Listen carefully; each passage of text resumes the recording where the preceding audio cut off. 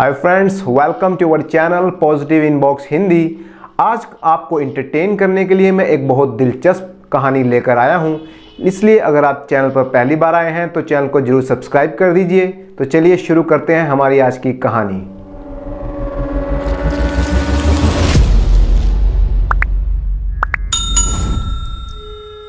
एक गांव में 5 दोस्त रहते थे। पांचों में बहुत ही अच्छी मित्रता भी थी।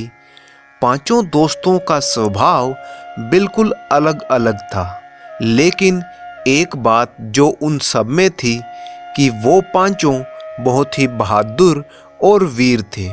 एक दूसरे की मुसीबत में साथ देने वाले थे। पांचों के नाम राधे, दीनू, हरि, नत्थू और प्रीतम थे। पांचों दोस्तों की पारिवारिक स्थिति भी बिल्कुल अलग अलग थी। जहां एक तरफ राधे और दीनू बहुत ही गरीब परिवारों से थे, वहीं दूसरी तरफ प्रीतम एक अमीर परिवार से था। पांचों दोस्त जहां भी घूमने फिरने के लिए जाते, एक साथ ही जाते थे। एक बार पांचों दोस्त पड़ोस के गांव में लगने वाले मेले को देखने के लिए गए। वापसी में उन्हें बहुत देर हो गई और देर रात वो अपने गांव में दाखिल हुए। अभी वो अपने घरों की तरफ जा ही रहे थे कि उन्होंने देखा कुछ 4-5 खूंखार किस्म के लोग हाथों में तलवारें और डंडे लिए हुए एक अकेले आदमी पर हमला कर रहे थे। उस अकेले आदमी के पास भी तलवार थी और वो बहुत ही बहादुरी से उनका मुकाबला कर रहा था। उन पांचों ने फैसला किया कि इस अकेले आदमी की सहायता करनी चाहिए, नहीं तो ये खूंखार दिखने वाले लोग उसे जान से ही मार देंगे। वो पांचों दोस्त उस अकेले आदमी का साथ देने के लिए उस लड़ाई में कूद गए। उन लड़कों की बहादुरी देखकर खूंखार हमलावर वहां से 9-2-11 हो गए।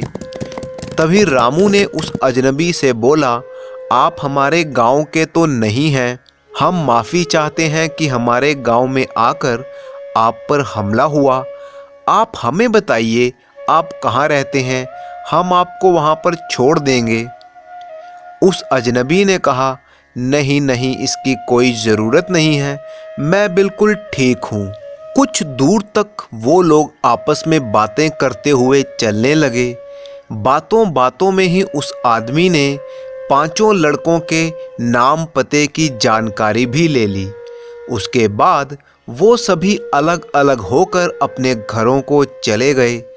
अगली सुबह उन पांचों युवकों के घर पर राजा के महल से संदेशा पहुंच गया कि उन पांचों को राज दरबार में पेश होना होगा।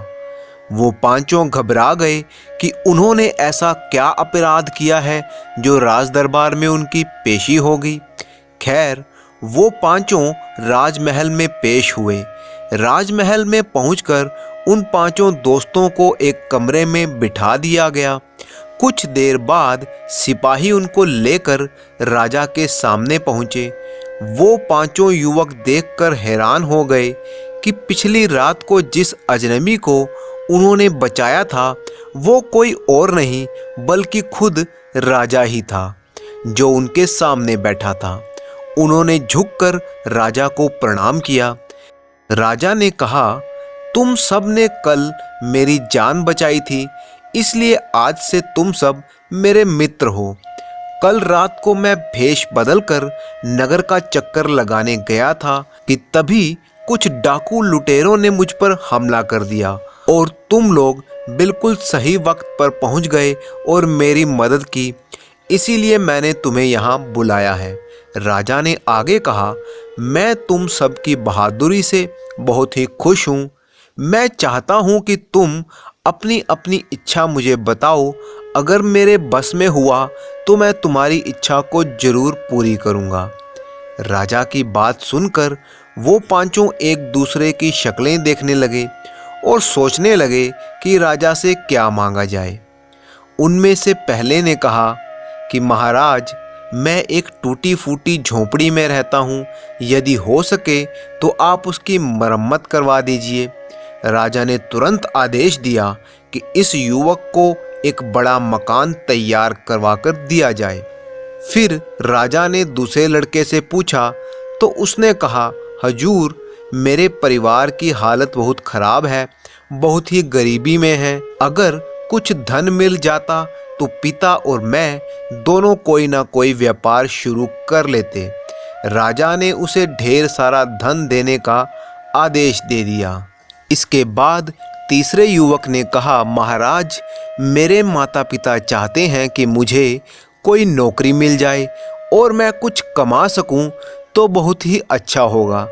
राजा ने उस युवक को राजमहल में ही नौकरी पर रखने का आदेश दे दिया तो वो युवक भी बहुत खुश हो गया। अब चौथे लड़के की बारी थी। वो कुछ देर सोचने के बाद बोला, महाराज, वैसे तो मैं एक संपन्न परिवार से हूँ, किसी भी चीज़ की कोई कमी नहीं है, पर मेरा घर यहाँ से 30 कोस दूर है और मुझे रोज़ कच्ची और ऊबड़ खाबड़ सड़क से होकर घर जाना पड़ता है। यदि हो सके तो मेरे घर तक जाने वाली सड़क को आप पक्का करवा दें। राजा ने तुरंत आदेश दिया कि इस युवक के घर की आसपास की सभी सड़कों को तुरंत पक्का कर दिया जाए। अब सभी दोस्त पांचवें की तरफ देखने लगे कि ये क्या मांगेगा। पांचवें दोस्त ने कहा, महाराज, छोटा मुंह और बड़ी बात ना समझें तो आपसे एक प्रार्थना करना चाहता हूँ कि आप एक बार मेरे घर पर मेहमान बनकर आइए। बाकी के पांचों मित्र उसको अजीब सी नज़रों से देखने लगे कि ये क्या अजीब सी फरमाइश कर दी इसने। वो सोचने लगे, इसकी अकल तो घास चरने गई है जो ऐसी बेतुकी इच्छा जाहिर कर रहा है। हम पांचों में से तो यही सबसे बड़ा मूर्ख है। उस युवक की बात सुनकर राजा भी थोड़ा असमंजस में पड़ गया, लेकिन अब राजा ने वायदा किया था कि उनकी इच्छा को पूरी करेगा, इसलिए राजा ने युवक के घर मेहमान बनकर आने की इच्छा मान ली। इसके बाद सभी युवक अपने अपने घर चले गए। कुछ दिन यूं ही बीत गए। अब उस पांचवें युवक के घर राजा ने मेहमान बन के जाना था। इस कारण से उस युवक के लिए एक आलीशान मकान बनाने की तैयारी शुरू कर दी। अब वो युवक उस आलीशान मकान में आराम से रहने लगा। अब राजा ने वहाँ जाना था तो बहुत से नौकर चाकरों का भी प्रबंध उस घर में कर दिया गया, जिससे कि राजा को कोई भी परेशानी ना हो। उसके घर तक राजा की सवारी जानी थी तो उसके घर के आसपास की सभी सड़कों को भी पक्का करवाया गया। वो युवक बहुत ही खुश था कि उसे अपने मित्रों से कहीं ज़्यादा मिल चुका है। तभी राजा को पता लगा कि वो युवक कोई छोटा मोटा काम करता है। ये तो राजा की शान के खिलाफ था कि वो किसी छोटे आदमी के घर में मेहमान बनकर जाएगा।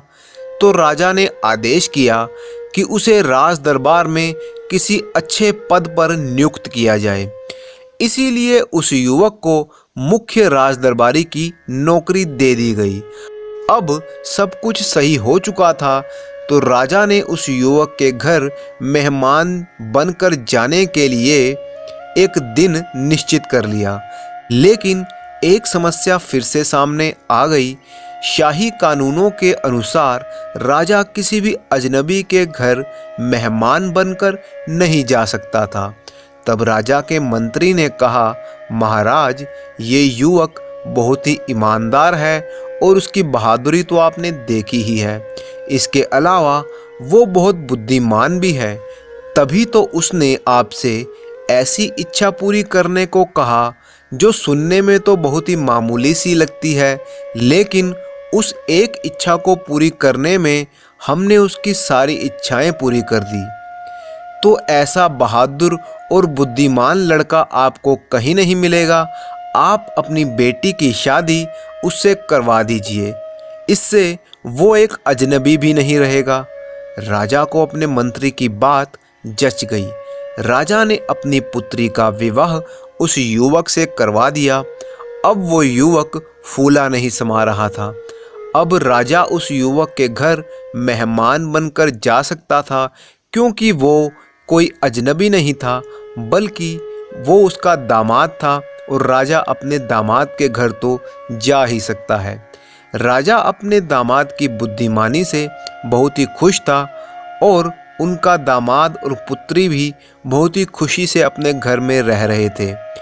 और उस युवक के बाकी चारों दोस्त भी ये सोच रहे थे कि हम जिसको सबसे ज़्यादा मूर्ख समझ रहे थे, हम सब में से सबसे ज़्यादा बुद्धिमान तो यही निकला जिसने अपनी बुद्धिमानी से सिर्फ एक इच्छा बताकर ही अपनी सारी इच्छाएं पूरी कर ली। तो दोस्तों, इसी तरह की मज़ेदार कहानियाँ सुनने के लिए आप चैनल को सब्सक्राइब कर लीजिए। वीडियो को लाइक और कमेंट करना बिल्कुल मत भूलिएगा। Thank you for watching.